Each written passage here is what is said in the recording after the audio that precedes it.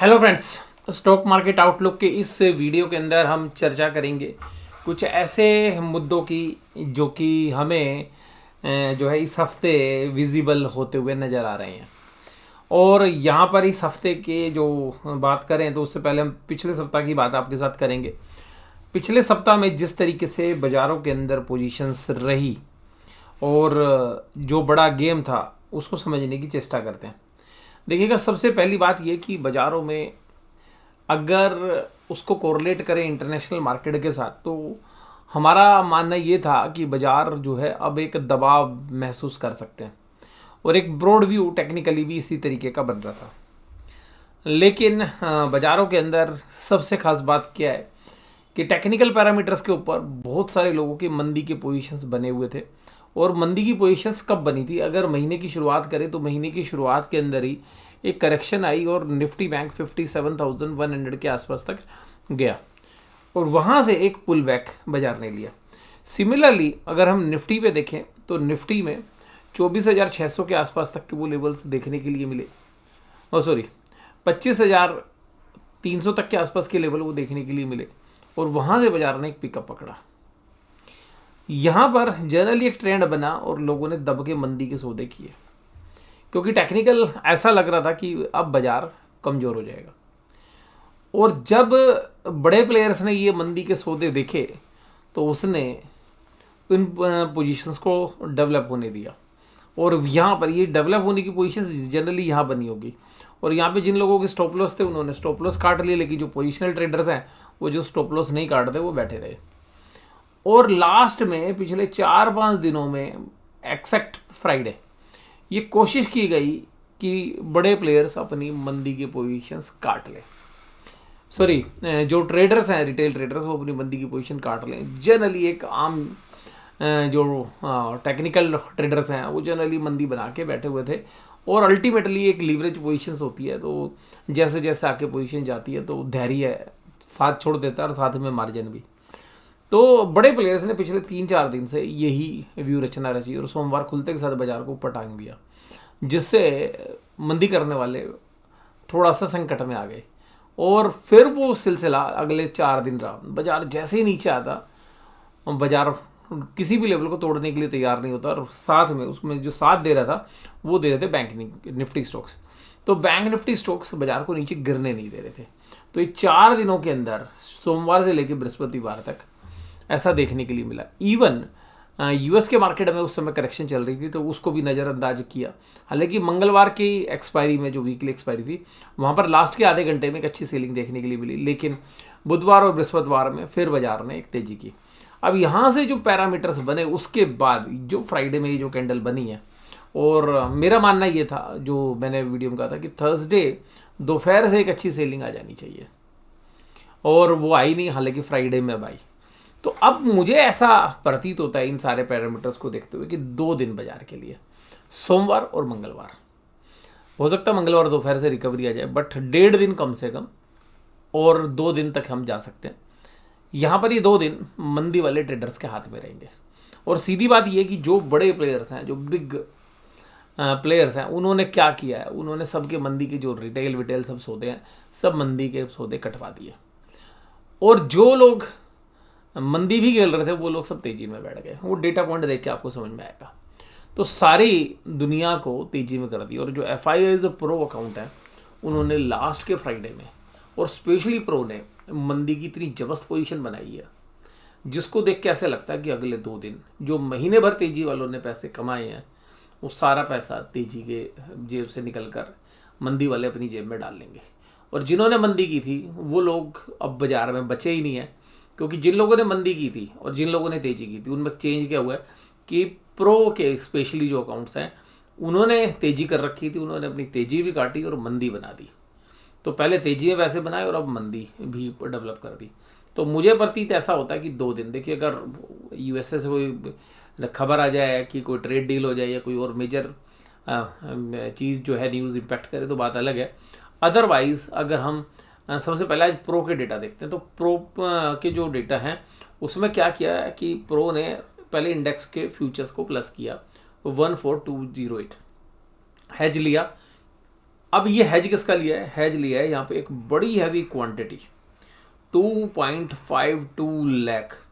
Total open interest है उनका pro का 2.67, यानी कि जिसका तकरीबन 95% हिस्सा मंदी उन्होंने खाली फ्राइडे के सेशन में बनाई है।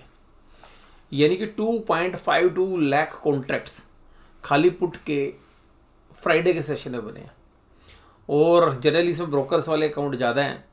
अब यहाँ पर उसके बाद इन्होंने 61,000 कॉन्ट्रैक्ट्स कॉल भी बेच दी, यानी कि हम बाजार को ऊपर जाने से रोकने की पूरी चेष्टा करेंगे।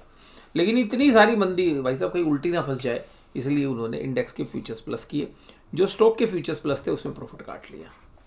तो यहाँ पर ऑप्शन चेन के जो डेटा है, अगर हम ऑप्शन में डेटा देखें दोनों, तो प्रो भयंकर मंदी में बैठ गए हैं। और ये मंदी मुझे लगता है कि जो ऑप्शन है ये शुरू के 2 दिनों की है, जो ओपन इंटरेस्ट है ये शुरू के 2 दिनों का, सोमवार और मंगलवार के लिए। तो ये जो मेरा आउटलुक है ये सोमवार और मंगलवार के लिए खाली।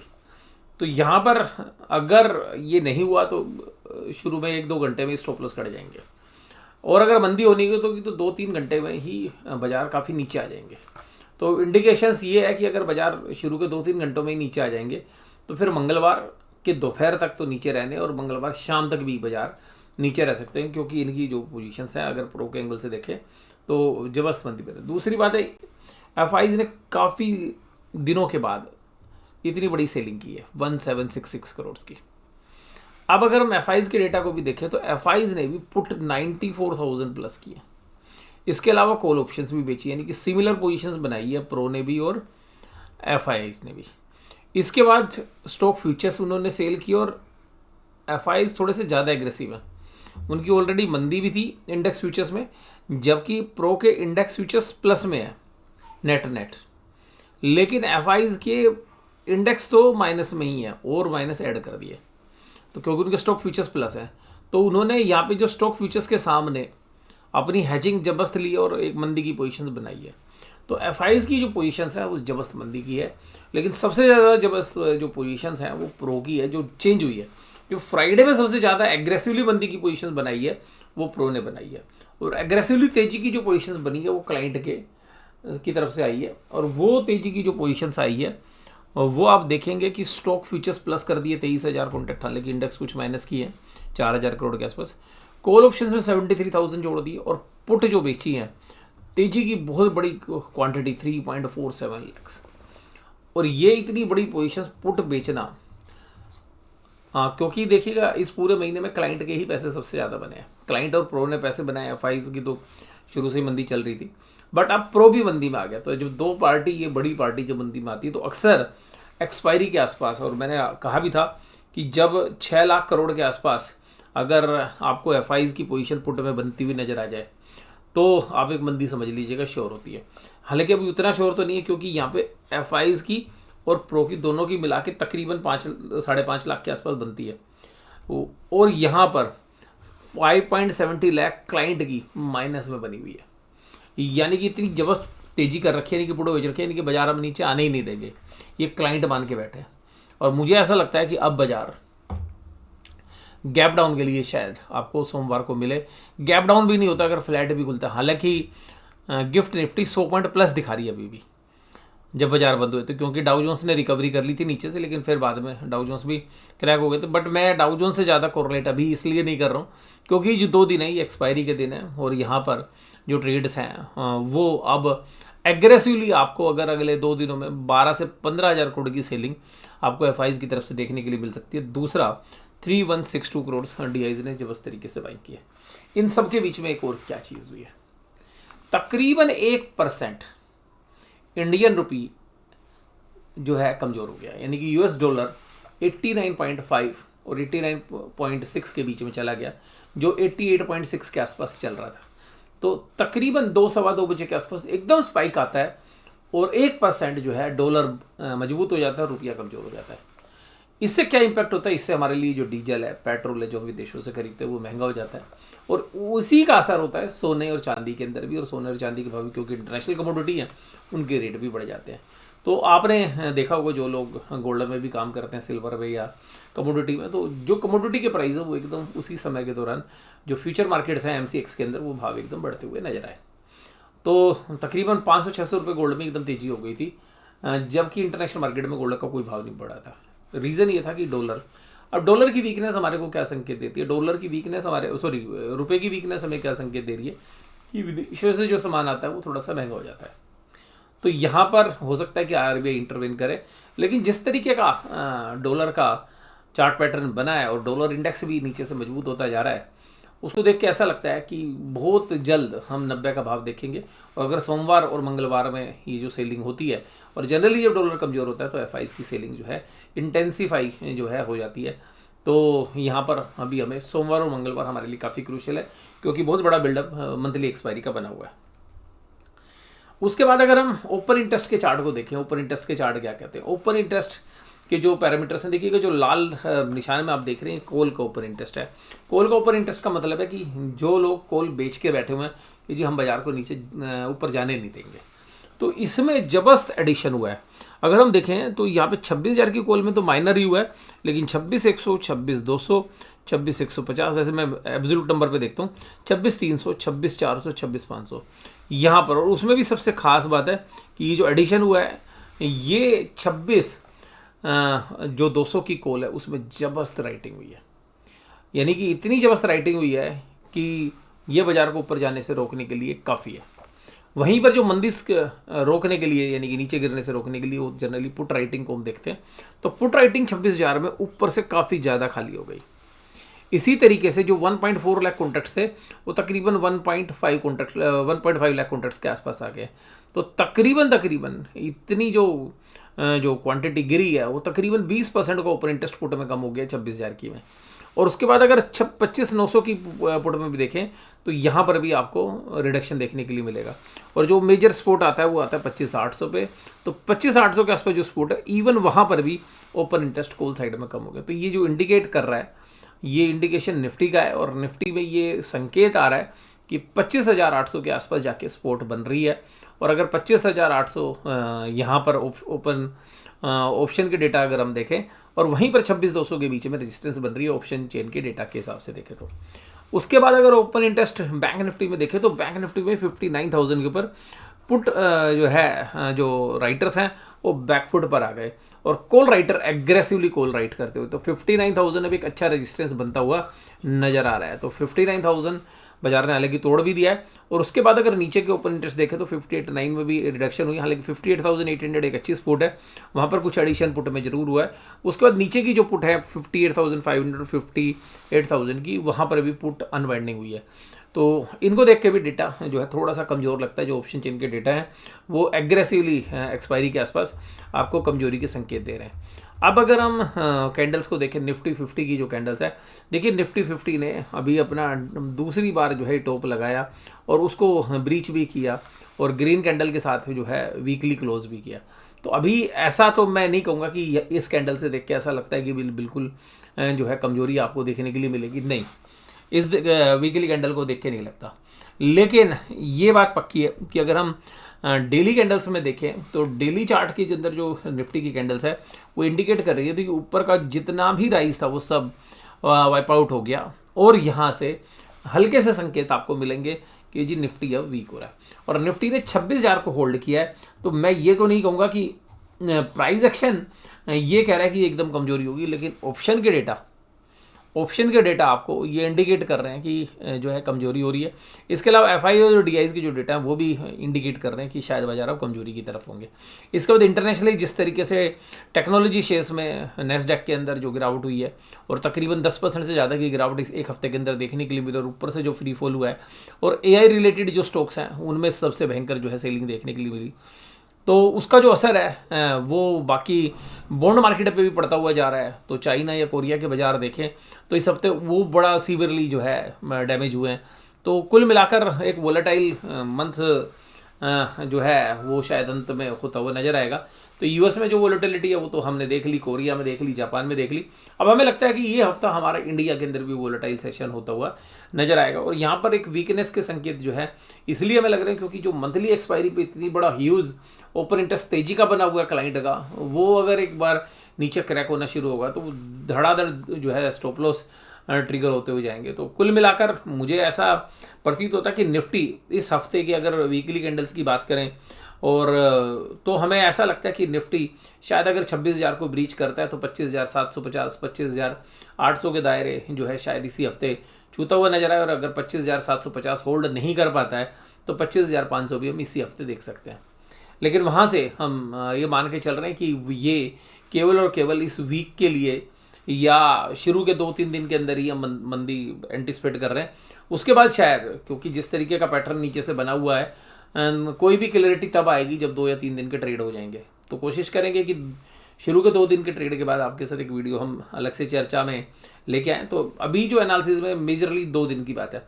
अगर 2 दिन भी बाजारों ने होल्ड कर लिया ऊपर की तरफ तो फिर ऊपर के बहुत बढ़िया रास्ते खुलेंगे। फिर जितने भी लॉन्ग टर्म के जो शॉर्ट्स पोजीशंस हैं वो सब जो है वाइप आउट होती हुई नजर आएंगी। तो यहाँ पे मेक और ब्रेक वाला जो पीरियड है वो है। और यहाँ पर हालांकि जो एफआईज और डीआईज के जो डेटा हैं उनमें विरोधाभास रहता है। एफआईआई जनरली बेच के चल रहे हैं, तो एफआईआई अभी बेच नहीं रहे थे। अभी पहली बार जो है इतनी हैवी सेलिंग की है उन्होंने। तो अगर ये सेलिंग इंटेंसिफाई होती है तो आप देखेंगे कि बाजारों के अंदर डीआईज भी एक अच्छी मात्रा में खरीदते हुए नजर आएंगे। लेकिन डीआईज की जो कैश पोजीशन है वो इस तरीके की नहीं है कि वो हैविली इन्वेस्ट करें यहाँ पे, क्योंकि वो अपना एक कैश सेफ्टी मार्जिन जो रखते हैं तो अपने जो एवरेज कैश मेंटेन करते हैं म्यूचुअल फंड्स उसके नीचे आए हुए हैं। तो उसको देख के ऐसा लगता है कि अगर एफआईज यहाँ पे थोड़ा सा सेलिंग को इंटेंसिफाई करते हैं तो शायद बाजार नहीं रुक पाएंगे। तो बाजारों के अंदर ऊपरी लेवल पर वैसे भी देखिएगा एक सामान्य सिद्धांत है। अगर आप टीवी चैनल्स देखते हैं ना तो जब भी बाजारों में कोई भयंकर गिरावट होती है तो जितने भी टीवी के एंकर्स हैं उनकी एक बात बड़ी अच्छी होती है। वो ये कहते हैं कि जितने भी आपने म्यूचुअल फंड्स लगा रखे हैं उन सब म्यूचुअल फंड्स के अंदर एक लमसम अमाउंट और डाल दीजिए, क्योंकि बाजार तो बहुत नीचे आ गए हैं। और उनका बिल्कुल वाइज मुझे लगता है कि ये व्यू रहता है और ऐसा होना भी चाहिए कि भाई अगर इंडेक्स के अंदर एक अच्छी गिरावट हो गई है, एक अच्छी करेक्शन हो गई है 15-20 में, तो एक स्टैगर्ड मैनर में कुछ पैसा डालना चाहिए। लेकिन वो कभी ये नहीं बोलते कि बाजार अपने लाइफ टाइम हाई पे है, आपका बहुत अच्छा पैसा बन गया है म्यूचुअल फंड्स में, जो लार्ज कैप फंड्स में है, स्मॉल कैप मिड कैप में तो नहीं बना, लेकिन जो लार्ज कैप फंड्स में उनका बहुत अच्छा पैसा बन गया है। तो आपको ऐसे समय पर कुछ पैसा निकाल भी लेना चाहिए, यानी कि सिस्टमेटिकल विड्रॉल प्लान की बात नहीं करते वो।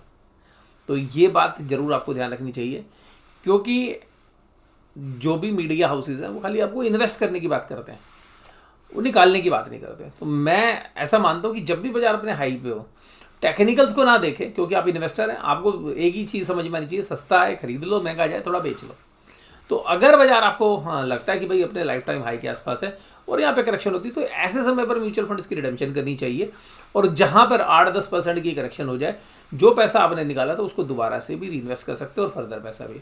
और इसके बाद दूसरी बात और समझ लीजिएगा कि जो पैसा है वो आपके उपयोग के लिए है, आपके बच्चों की पढ़ाई के लिए, मकान बनाने के लिए, आपने के घूमने फिरने के लिए। लेकिन बहुत लोग ऐसे हैं कि भाई साहब 25 साल या 26 साल की उम्र में इन्वेस्ट करते हैं 30 साल के लिए, और जब 55-60 साल की उम्र होती है तो वो पैसा भी आ जाएगा उनके पास म्यूचुअल फंड से। लेकिन उस समय ना तो भाई साहब खाने के लिए दांत होंगे, आर्टिफिशियल दांतों में, और आपका पेट भी नहीं ये सजेस्ट करेगा कि बहुत अच्छा हैवीली आप खा लो या अपना पसंद का खा लो।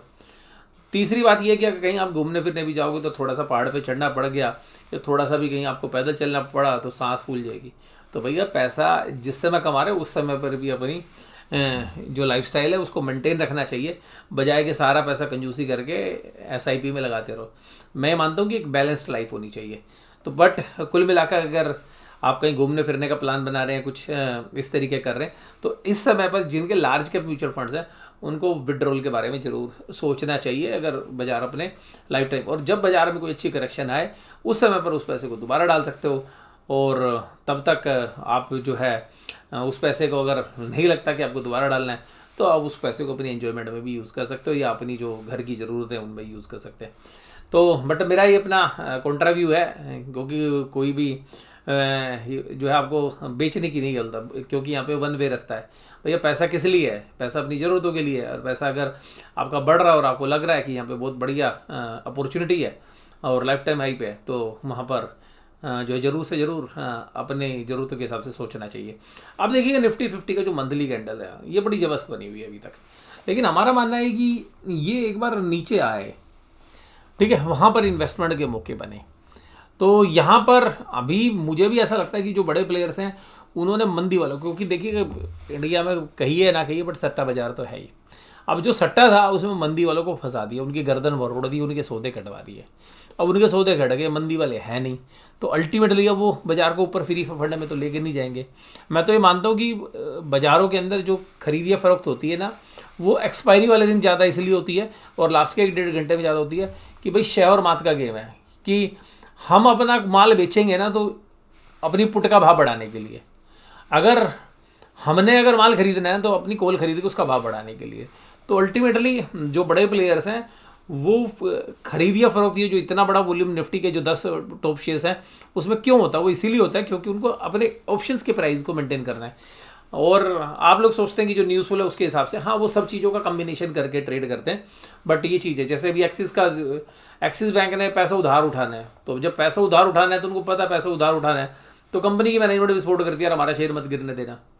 और कंपनी जो बैंक है वो भी जनरली अपने एम्प्लॉयज़ को या बाकी जहाँ पर उनका कंट्रोल है वो कहते हैं कि भाई कुछ समय हमारा बैंक का शेयर मत बेचना, आप जो नॉर्मल ट्रेडर्स हैं उनसे भी, या जहाँ पर उनकी अप्रोच है वो ये रिक्वेस्ट करते हैं कि भाई हमें पैसा उठाना है। तो अल्टीमेटली कुछ बार जो है जुगलबंदी भी होती है कुछ लोगों के साथ। तो हमने अक्सर देखा है जिन कंपनीज़ का IPO आ रहा होता है, जिनकी सब्सिडरी का IPO आ रहा होता है, जिनकी प्राइवेट प्लेसमेंट से पैसा जिन्होंने उठाना होता है, उनके शेयर्स प्राइस अक्सर उस खबर के आने से पहले बढ़ चुके होते हैं। तो वही मुझे लगता है कि एक्सिस बैंक में जो तेज़ी आई वो इसी वजह से आई है। अब अगर हम निफ्टी बैंक की कैंडल्स को देखें तो निफ्टी बैंक देखेगा 58,000। मेरा मानना ये है कि 25,800 टूटने के बाद निफ्टी बेहद कमज़ोर हो जाएगा, फिर 300-400 पॉइंट का रास्ता और बनेगा अगर टूट जाता है तो। और निफ्टी बैंक में अगर 58,800 ब्रीच हो जाता है और उसके नीचे क्लोज देता है तो हम ये मान के चल रहे हैं कि हम इसी हफ्ते के दौरान 57,000 तक के दायरे देख सकते हैं। और मेरा मानना ये है कि जो मेजर सपोर्ट हमारे को दिक्कत लगती है, अगर 57 भी टूट गया तो मेजर जो सपोर्ट है वो 56,300-200 के आसपास है, और वो हो सकता है कि वो आपको इस महीने ना आए, अगले महीने आ जाए। तो उसके बाद जो है बाजार हो सकता है कि एक नई डायरेक्शन के अंदर, क्योंकि अगले क्वार्टर के रिजल्ट अच्छे आने की उम्मीद बैंकों से है, उसकी वजह से बैंकों में आपने एक तेज़ी भी देखी। अब अगर निफ्टी बैंक की वीकली कैंडल्स को देखें तो वीकली कैंडल ऊपर से बता रही है कि भाई वीक का जितना भी तेज़ी थी उसका 60% हिस्सा जो है निफ्टी बैंक ने गंवा दिया। अगर एक महीने की कैंडल देखें तो अभी वो मजबूत है। अगर हम इसको इस तरीके से देखने की कोशिश करें कि भाई अगर मंथली कैंडल्स में जिस तरीके के पैटर्न बन रहे हैं उसको देख के लगता है कि एक बार 56,300 तक आ सकता है, जबकि बुलिश ट्रेंड जो है उसे बना रहेगा। अगर 56,300 के नीचे अगर निफ्टी बैंक आ जाता है, मंथली क्लोज 56,300 के नीचे चला जाता है, तो आप ये समझिएगा कि दिसंबर का महीना भी एक वीक के जो है शुरुआत दे सकता है। 56,300 मंथली कैंडल के ऊपर मेरे लिए काफ़ी इंपॉर्टेंट सपोर्ट है।